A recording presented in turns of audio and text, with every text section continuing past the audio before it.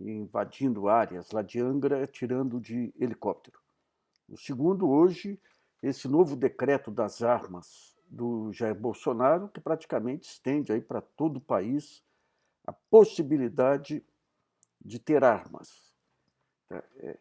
E um terceiro ponto relevante é o papel do Olavo de Carvalho no governo Jair Bolsonaro. O Olavo ele tem lá os palavrões dele, tem aquelas explosões dele, mas tem uma característica que é o seguinte: ele tem total influência sobre o governo Bolsonaro.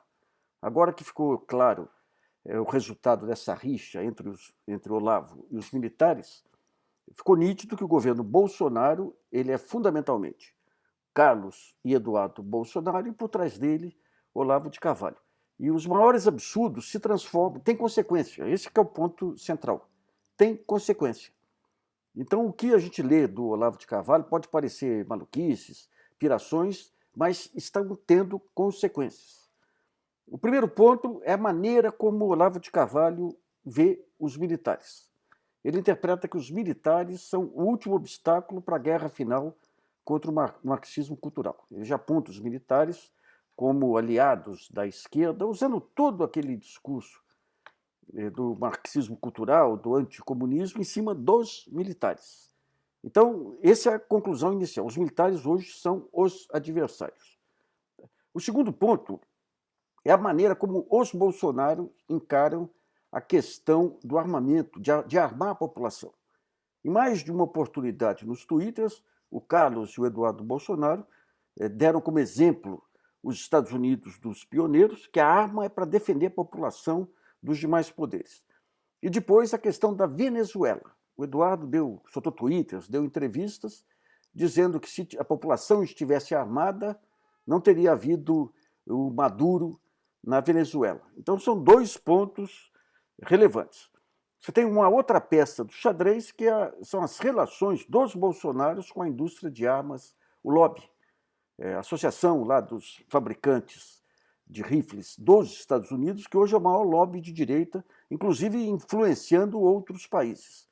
Eles ampliaram o lobby, se transformaram num lobby de toda a indústria de armamento mundial, não apenas dos Estados Unidos, entraram numa crise de credibilidade muito grande com os últimos massacres que ocorreram nos Estados Unidos e passaram a apostar em outros países, como Brasil, Austrália, e os métodos deles são totalmente similares aos do Bolsonaro, toda aquela matriz da ultradireita. Se começa a tocar o armamento, você invoca Deus, invoca o marxismo, toda aquela parafernália retórica. E daí entra essa questão da indústria do armamento. E antes disso, uma frase, um Twitter que é o mais significativo do Olavo de Carvalho. Ele fala: não vou brigar, não vão conseguir que eu brigue aí com o general Vilas Boas, um anjo me avisou para não brigar agora, talvez numa outra oportunidade aí a gente veja. Ele está discutindo claramente correlação de forças. Ele não abre mão da briga com o general Vilas Boas, que hoje é a voz mais gabaritada, digamos, das Forças Armadas, apesar de estar na reserva, mas diz que vai escolher a hora. Então é claramente uma questão de correlação de forças. E aí entra a indústria de armamentos, há um decreto de armamentos do Bolsonaro, ao mesmo tempo que o Wilson Witzel arma a sua polícia. Aquela cena lá em Angra dos Reis, de um lado, aparentemente, é para fortalecer as milícias contra as demais organizações criminosas, mas, ao mesmo tempo, todo esse jogo do Witzel mantém a polícia dele, a polícia militar e a polícia civil, em estado de guerra.